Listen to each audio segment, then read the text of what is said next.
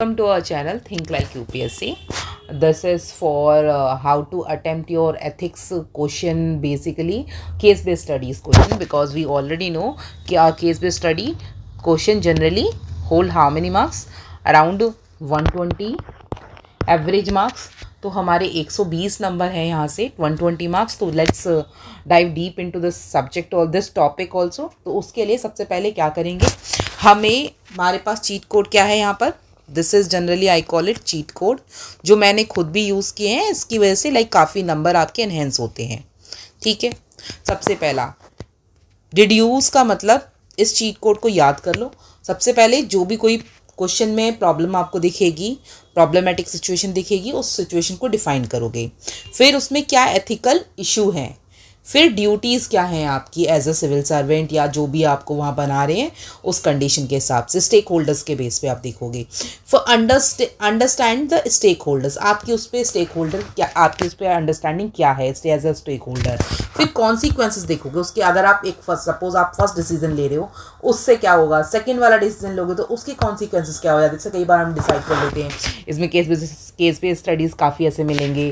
जैसे आपको डीएम बना देगा या आपको मेडिकल ऑफिसर बना देगा, तो उसके बाद में आपके इश्यूज जो आएंगे, एथिकल कोड ऑफ कंडक्ट किस तरह से ब्रीच हो सकते हैं. तो 3-4 कंडीशन दे देगा, 3-4 रैंडमली कंडीशन देगा, उसमें से आपको कोई एक ही अप्लाई करनी है. तो आप किसके बेसिस पे जाओगे, ड्यूटी जो आपकी फंडामेंटल ड्यूटी बनती है, प्लस एज पर कॉन्स्टिट्यूशन, जो भी कॉन्स्टिट्यूशन आपको बोलता है. Because at the end of the day हमारा राइट, हम किस लिए सर्विस में हैं, we all are for what, to protect our constitution and to deliver as per the constitution, as per law काम करने के लिए है. प्लस उसमें देखेंगे ह्यूमन इंटीग्रिटी भी हैम्पर ना हो, दोनों चीज़ों को करने की कोशिश करेंगे. फिर एथिकल एक्शंस. ठीक है, दिस इज ऑल. तो आप इस टर्म को ना याद कर लो कि चीट कोड है आपके लिए deduce. What's the cheat code, deduce. Define करोगे सबसे पहले कंडीशन को, फिर एथिकल इश्यूज बताओगे, फिर आप बोलोगे एथिकल इश्यूज के बाद में अंडरस्टैंड स्टेक होल्डर्स को अंडरस्टैंड करोगे.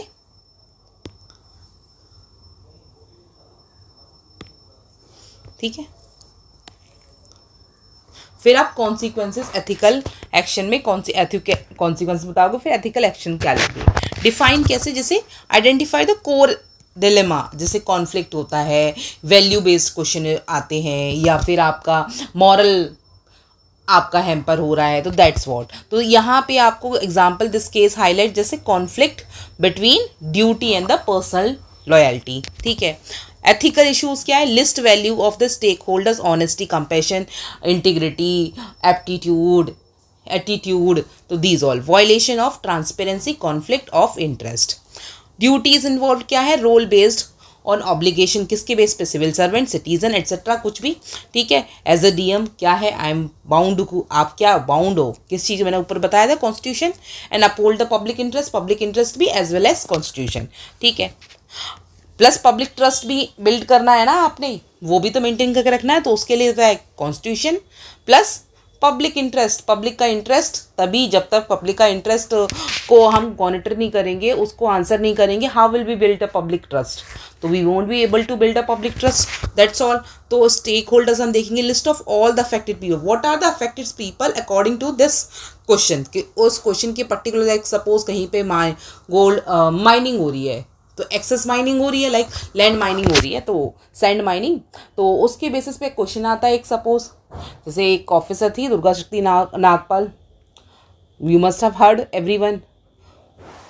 तो उनका क्या, उस वाले उसके रिलेटेड कोई से स्टडीज़ उस तरह का आ गया, उसी तरह की कंडीशन आपको फेस करने को मिल गया. What will you do. तो एज पर जैसे उन्होंने काम किया था निडरता से, ऑनेस्टी के साथ में, अपनी करेजियस बिहेवियर को दिखाते हुए, दैट्स ऑल. आपने भी वैसे ही करना है. आपके पास ऑप्शन है बिना करेजियस होगी करने के लिए, बट उसमें फिर आपकी एथिकल इंटीग्रिटी हैम्पर हो रही है. ठीक है. Analyse short and long term effect. उसके लॉन्ग देखो, शॉर्ट टर्म में इफेक्ट में आपको रहेगा कि हाँ ठीक है, अभी पॉलिटिकल प्रेशर को आपने किसी भी तरह से हटा दिया, नहीं करा आपने, उस टाइम पे एक्शन नहीं लिया, पर लॉन्ग टर्म इफेक्ट क्या रहेगा उसका, कि पब्लिक ट्रस्ट खो चुके होगे आप. आपकी जहाँ भी कहीं पोस्टिंग होगी, people will stop trusting you. So this is how long term effect चाहिए तो you have to work ethically, काम करना पड़ेगा आपको. And why UPSC has included ethics.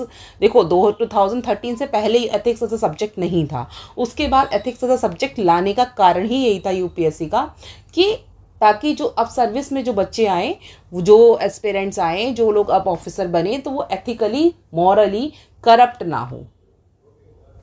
Because corruption level ना पीक पे पहुंच गया था.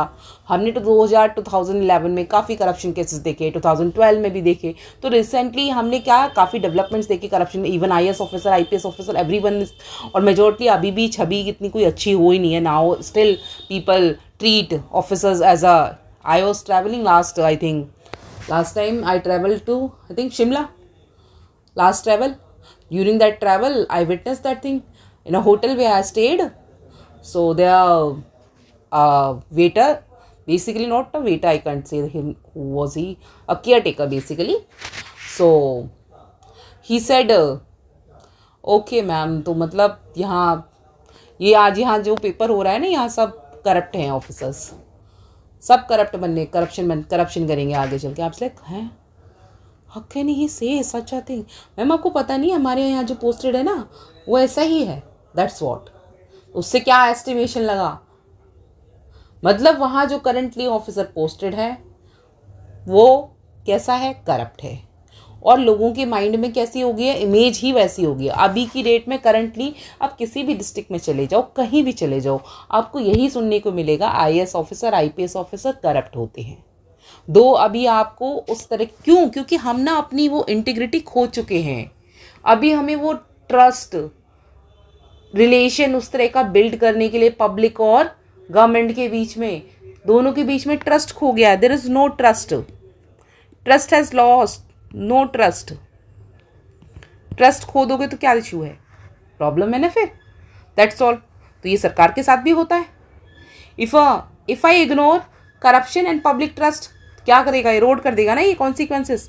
एथिकल कोर्स ऑफ एक्शन क्या है, choose the most ethical and legal practice, trust I will initiate inquire, plus provide interim relief, plus inform superiors. ठीक है, तो ये आपके हो गए चीट कोड्स. चीट कोड्स में सबसे पहले डिफाइन करोगे, फिर एथिकल इश्यूज को मॉनिटर करोगे, फिर क्या दोगे, ड्यूटीज इन्वॉल्व जो होती हैं वो बताओगे. Then you will say what are basically stakeholder, मतलब उससे कितने लोग इफेक्ट हो रहे हैं, क्या क्या इश्यूज हैं, जैसे कि विसल ब्लोअर्स हैं, विक्टिम्स हैं, या फिर फैमिली है, या आपकी like near and dear ones हैं, या आपके पब्लिक है, या आपके सबऑर्डिनेट्स हैं, आपके सीनियर्स हैं. ठीक है, तो that's all. Consequences when we'll say, तो कॉन्सिक्वेंसेज में we will deal about the what are the, इसकी कॉन्सिक्वेंसेज किस वे से डील करेंगे हम इसको. यहाँ पे public trust as well as corruption, and इसकी वजह से क्या हो जाएगा, पब्लिक ट्रस्ट और करप्शन दोनों ही इरोड होते हैं. जब भी कभी एथिकल इशूज़ हम मॉनिटर सही से नहीं करते तो हमारा पब्लिक ट्रस्ट सरकार का से भरोसा उठ जाता है लोगों का. तो you are posted as a officer, तो आप एक सरकार का पार्ट ऑफ, खुद सरकार हो basically. Next, use the 3C framework for balanced action. क्या C1 पहला बताओगे कॉन्स्टिट्यूशनल, फिर कंपैशनेट, फिर करेजियस. ये दो चीजें, आप तीन चीजें लिखोगे आंसर में. सबसे पहला कॉन्स्टिट्यूशन जो भी लीगल और मॉरल फ्रेमवर्क देता है, जैसे आपकी मॉरल ड्यूटी क्या है, फंडामेंटल ड्यूटी क्या है, as well as legal framework क्या दिया है. लाइक इक्वालिटी पे क्वेश्चंस आता है, like particular like there is a discrimination going on in a particular village और a particular district with like SC/ST people they are living and majority general people are discriminating. तो हम उनको वहाँ पे उस तरह का क्वेश्चन अगर कुछ आता है तो definitely you can coat article, मतलब इक्वालिटी की बात कर सकते हो. फिर 21 और fundamental rights, basically you can easily से फंडामेंटल राइट FR. और जब कभी ड्यूटीज़ की बात आती है तो फंडामेंटल ड्यूटीज़. ठीक है, फ्लो में हो गया वो. फंडामेंटल ड्यूटीज़ कोड कर दोगे. फिर आपकी सोशल रिस्पॉन्सिबिलिटी क्या है, ये सब डाल दिया. फिर कंपैशनेट, मतलब वल्नरेबिलिटी स्टेक होल्डर्स की क्या हो सकती है. 3 courageous, take bold but lawful decision. आप ऐसा नहीं कि बोल्ड स्टेप ले सकते हो, लाइक सबको ही बोल्डनेस, तो वो भी होगी ना कि लाइक एक शूट एंड ऑर्डर दे दिया सबको, दैट इज ऑल्सो बोल्डनेस. पर ऐसा नहीं, वो लॉ में एज पर लॉ अबाइड नहीं करते हो ना फिर वहाँ आप. तो आपको लॉ के हिसाब से you need to abide as per law. ठीक है, तभी हम कॉन्स्टिट्यूशन, हमें बोला जाता है ना कि India is govern with the constitution, हम इंडिया को कॉन्स्टिट्यूशन के हिसाब से चलाते हैं. दिस इज व रीज़न. नेक्स्ट आपके क्या याद रखना है, ACT। ACT एक तरह का फ्रेमवर्क मॉडल है जहाँ पे हम अल्टरनेटिव बताते हैं, लिस्ट 3 से 4 पॉसिबिलिटी बताएंगे, पॉसिबल कोर्सेज ऑफ एक्शन बताएंगे, उसके बाद उसमें से जो बेस्ट होगा will opt that thing. C, consequences ethical plus administrative consequences for each. T, the best way, final justified course with reasoning, final justified course with reasoning देंगे अब इसमें। फोर्थ हम देखेंगे टॉप, बेसिकली हमारी जो टॉप ट्रिक्स जो हैं, like क्या, हम एथिकल कीवर्ड्स बताएंगे, थिंकर्स के व्यू देंगे। यहाँ पे हम सबसे ज़्यादा थिंकर्स कोट करेंगे, कैसे, जैसे महात्मा गांधी कोट कर दिया हमने, कोई पब्लिक सर्वेंट है जैसे जो सब एमिनेंट रहे हैं, जैसे कि आपके अशोक खेमका हो गए, काफ़ी अच्छे जाने माने ऑफिसर्स हैं, ठीक है। तो हम इस तरह के, और इवन लाइक रिसेंट में कोई भी है जिस ऑफिसर ने काफ़ी अच्छा काम किया हो, जैसे अभी लाइक एजुकेशन, गर्ल्स की एजुकेशन वेस्ट बंगाल में एक ऑफिसर है, he is current, I just can't remember his name, what's his name, N से है, something like last surname is Chandran, I don't remember the first name, he is from the Ghaziabad itself, 2018 batch का है, recent का ही है। अब बोलो ma'am 2018 को आप रिसेंट बोल रही हो, हाँ मैं शायद रिसेंट बोल रही हूँ, हाँ वैसे रिसेंट 2024 वाला होगा ना, 2025 वाला होगा लास्ट वाला, 2024 वाला, बट कोई बात नहीं, मेरे लिए वो रिसेंट ही रहा, क्योंकि अभी की करंट में से, उसमें से वो काफ़ी उन्होंने वुमेंस के लिए काफ़ी काम किया है इन वेस्ट बंगाल, क्योंकि वो करंटली वेस्ट बंगाल कैडर में पोस्टेड है। Naveen Chandran, I remember his name, Naveen Chandran. Public service is a public trust, तो ये क्या है, सिविल सर्वेंट की वैल्यू है। फिर हम इमोशनल इंटेलिजेंस बताएंगे, और जितने हमने थिंकर्स पढ़े हैं उन थिंकर्स को कोट कर देंगे। अगर आपके हिसाब से कोई भी थिंकर, जहां आपका कोई भी ऑप्शनल है, उस ऑप्शनल का थिंकर उस क्वेश्चन में फिट होते हैं, तो you can use that also, उससे कोई समस्या नहीं होती एथिक्स में। महात्मा गांधी, टेलकट पासन, इवन नील आर्मस्ट्रॉन्ग, तो आप जिसको यूज करना चाहो उसको यूज कर सकते हो, बट क्या है, एथिक्स से रिलेटेड होना चाहिए। MK गांधी, स्वामी विवेकानंद, ये तो आते ही आते हैं एथिक्स में, इनके बारे में तो जितना आप पढ़ लो उतना कम है, और जितना इनको अपडेट कर दो उतना भी कम पड़ेगा, ठीक है। नेल्सन मंडेला डाल सकते हो। एथिक्स में आप जितने भी थिंकर्स अपडेट करोगे उतना ज़्यादा आपका आंसर रिच लगेगा, और ऐसा आप केस बेस्ड स्टडीज़ में जितना अच्छे से करोगे उतना अच्छा रहेगा। हम एक केस बेस्ड स्टडी देख लेते हैं, ये ना प्रीवियस ईयर ही है ये। Suppose you are a DM, उसी के बेस पे क्वेश्चन है ये। You are the DM and found out about illegal mining, इसी चीज़ की बात करी थी मैं, माइनिंग बाय रिलेटिव, आपके किसी रिलेटिव ने बताया, ऑफ अ सीनियर पॉलिटिशियन, ठीक है। What will you do? सबसे पहले आपके दिमाग में क्या आ रहा है, ओह अच्छा इसका रिलेटिव है सीनियर पॉलिटिशियन का, माइनिंग में डील करता है, ओह अच्छा अभी बताते हैं तुझे। क्या बताओगे भाई, तरीका पॉलिटिशियन है ना, पीछे फंसने के चांसेस भी हैं, तुम्हें उल्टा फंसा दे, क्या पता आपको उसकी खबर झूठी हो जिसने आपको खबर दी हो। तो हम सारी चीज़ों को मॉनिटर करेंगे। सबसे पहले इस चीज़ में देखेंगे क्या क्या चीज़ इन्वॉल्व हैं।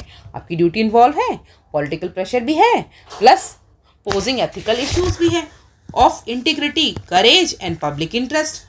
अगर नहीं दिया तो पब्लिक इंटरेस्ट हैम्पर हो रहा है, नहीं देखा इस बात को, और अगर ये बात लाइक अभी मैंने इसको इग्नोर कर दिया और सच में वो होगी, फिर क्या हुआ, पब्लिक इंटरेस्ट हैम्पर हुआ, दैट्स ऑल। तो इसी के लिए सबसे पहले एथिकल इश्यूज देखेंगे, कॉन्फ्लिक्ट ऑफ इंटरेस्ट है, अब्यूज ऑफ पावर है, रूल ऑफ लॉ देखा, public accountability, courage of conviction, ठीक है। हमने ये फ्रेमवर्क निकाल दिए, इशू एथिकल इश्यूज कौन कौन से हैं, 5 आपके एथिकल इश्यूज, इसमें हम उनको मॉनिटर करेंगे। आगे हम बोलेंगे स्टेक होल्डर्स क्या है, general public, mining mafia, political leader, self as a DM, environment, ठीक है। एनवायरमेंट इरोड हो रहा है ना उससे। तो अगला हम बताएंगे option A, ignore the issue. पहला सबसे अच्छा ऑप्शन है ये वैसे बेसिकली, कि इग्नोर कर दो। एज अ ऑफिसर पोस्ट होने के बाद सबसे अच्छा ऑप्शन मेजोरिटी को लगता है कि इग्नोर कर दो, बट ये क्या सबसे वर्स्ट ऑप्शन है, this is the one of the worst option. Why? Because about इससे क्या हो रहा है, पॉलिटिकल प्रेशर तो उसको तो अवॉइड कर पा रहे हो, बट क्या कर रहे हो, इलीगल एक्टिविटी कंटिन्यू हो रही है और लॉस ऑफ पब्लिक ट्रस्ट हो रहा है। जिस काम के लिए सरकार ने मतलब यूपीएससी ने आपको रिक्रूट किया है वो काम आप कर ही नहीं रहे हो। उन्होंने रिक्रूट इसलिए किया था, गवर्नमेंट का क्या है, लोगों का ट्रस्ट बिल्ड रहे, सरकार में भरोसा रहे, सरकार के काम अच्छे हो। पर आप क्या कर रहे हो, loss of trust, public trust, क्योंकि आपने पंगा नहीं लेना पॉलिटिकल पार्टी से। इन हिंदी वीकेंड से पंगा नहीं चाहिए भाई तुमको ना स्मूथ सर्विस चाहिए, तो तुम क्या कर रहे हो, avoid, you will avoid political pressure. ठीक है, पर जो लोग इस तरह से पॉलिटिकल, जो ऑफिसर्स पॉलिटिकल प्रेशर को अवॉइड करते हैं, फ्यूचर में रिटायरमेंट के बाद में नोबडी रिस्पेक्ट्स देम, बिकॉज सबको पता है he is the corrupt one. जब तक आप सर्विस में, तब तक ठीक है, थोड़ा बहुत सुन रहे हैं लोग। The moment you resign, no one is respecting you. The person Ashok Khemka, हम सभी लोग उनकी इज्जत करते हैं। Why? Because reason behind that is he never backed out because of political pressure. He always faced political pressure with due integrity, with his integrity. Now next, launch of legal action and report to higher authority. uphold क्या कर रहा है, laws, ठीक है, और shows integrity. दूसरा, risk of transfer and harassment दोनों है यहाँ पे आपके। तो कौन से हो गए, प्रोस तो ये हो गए, कौन से। अब अगला, try to negotiate discreetly, ठीक है, इसमें प्रोज है, अपीयर्स टैक्टफुली, कौन क्या, एथिकली वीक है, एथिकली वीक दिखाई दे रहा है, इनफॉर्मल अप्रोच है। पर बेस्ट कोर्स ऑफ एक्शन क्या होगा, एज पर कॉन्स्टिट्यूशन जाओ, सबसे बढ़िया। मैंने स्टार्टिंग में ही बोला था जब स्ट्रीट कोर्ट्स दिए थे, एज पर कॉन्स्टिट्यूशन जाओ। The moment you start moving as per constitution, there is less risk. As per constitution जाते हैं, article 51A, rule of law follow करते हैं, गाइडेड बाय कौटिल्य अर्थशास्त्र। अ किंग क्या है, एडमिनिस्ट्रेटर है, मस्ट एक्ट विदाउट फियर और favour, hence I would launch a transparent inquiry. आप एक ट्रांसपेरेंट इंक्वायरी करोगे and inform higher authority to show procedural fairness. Higher authority seniors को इन्फॉर्म करेंगे, engage media and public via RTI transparency. आज की date में सोशल मीडिया बहुत अच्छा काम कर सकती है। एज अ पब्लिक सर्वेंट अगर चाहे तो सोशल मीडिया को बहुत अच्छे से यूज़ कर सकता है, क्योंकि उससे अच्छा तो कोई मीडिया भी नहीं है। अगर कोई नहीं भी सुन रहा है, कोई मीडिया चैनल नहीं सुन रहा है आपको, कम टू सोशल मीडिया, आप आराम से वहाँ से बहुत अच्छे से ट्रांसपेरेंसी मेंटेन करते हुए यू कैन वर्क। और वहाँ तुरंत सुनी जाती है कि जनता जागरूक है, जनता जनार्दन वही है सब कुछ, ठीक है। और फिर सुप्रीम कोर्ट भी सुनता है और प्लस पार्लियामेंट भी सुनते, दोनों सुनते हैं भाई। पिलर्स जो हैं डेमोक्रेसी के, फिर तो सारी मीडिया हाउसेस भी सुनते हैं, फिर सब आते हैं आपके पास में। आपके पास में ट्रिक्स होनी चाहिए। आपके पास में सबसे पहली ट्रिक क्या है, कॉन्स्टिट्यूशन, ठीक है, सबसे पहला कॉन्स्टिट्यूशन है। सेकंड, योर ओन इंटीग्रिटी, दूसरी, बिना अपनी इंटीग्रिटी के कॉन्स्टिट्यूशन भी फॉलो नहीं हो पाएगा तुमसे। तो आपके कंसेंसस क्लियर होने चाहिए, तभी आप कॉन्स्टिट्यूशन के अकॉर्डिंगली काम कर पाओगे। So firstly, before writing this ethics paper, जब लिखने जाओ ना, उससे पहले अपने कंसेंसस क्लियर कर लेना, so that you are attempting as if एक अच्छे और सच्चे वाले ऑफिसर बन के पेपर दो, और अपनी नॉलेज से पेपर दोगे तो डेफिनेटली एथिक्स का पेपर इतना डूएबल है कि इसमें 170 कहीं नहीं गए आपके। हाँ, लग रहा होगा मैम बहुत ज़्यादा बोल रही है, पर हो सकता है बहुत ज़्यादा बोल रही हो, कुछ को लग रहा होगा, बट ऐसा नहीं है, प्रैक्टिकली पॉसिबल है। और इसमें लाइफ बेस्ड लर्निंग है यार। अब तक जीवन में बहुत कुछ है, सबके सब्जेक्ट पे पेपर देने जा रहे हैं, 21 साल के तो सभी हो यार जीवन में। अब तक ऐसी तो 21 साल तक नहीं पहुंच गए हो, ठीक है, 21 ईयर्स तो ऐसे नहीं पहुंच गए हो। बहुत से मेरे जैसी एज वाले क्लियर करने के वाले भी होंगे, लाइक 30 तक भी पहुंचे होंगे। तो उसमें क्या है, क्या दिक्कत है, बहुत कुछ देखा है ना अब तक जीवन में। अरे यार, कॉलेज लाइफ में देखा है, स्कूल लाइफ में देखा है, वही सब चीज़ें, इंटीग्रिटी। एंड हम कॉलेज में, स्कूल में क्या होते हैं, हम काफ़ी एनर्जेटिक होते हैं, करप्शन के अगेंस्ट काफ़ी डिबेट्स में पार्टिसिपेट करते हैं। पता नहीं सर्विस में आने के बाद क्या हो जाता है सबको। पर ऐसा नहीं होना चाहिए, यही चीज़ नहीं चाहती यूपीएससी। इसमें आप कोट करो सरदार पटेल को, it is not enough to be honest, one must also be seen to be honest. Sir, एक की परछाई भी ऐसी होनी चाहिए, ऑनेस्ट दिखे वो, ठीक है। सिर्फ ऑनेस्ट होना ही इनफ नहीं है, अब देखो आप सब मेहनत कर रहे हो, अब मेहनत तो खैर मैंने भी करी थी, ठीक है, वो अलग बात है कि यूपीएससी का फाइनल सिलेक्शन हर बार कुछ ना कुछ से रह ही जाता है, कोई ना कोई कारण से रह ही गया, सक्सेसफुल नहीं हो पाए वहाँ, कोई बात नहीं, सेकंड चैप्टर सेकंड जर्नी, जरूरी थोड़ी यूपीएससी सब कुछ था। आपके पास प्रोफेशनल एजुकेशन है, आपके पास और ऑप्शंस है, कोई इशू नहीं है।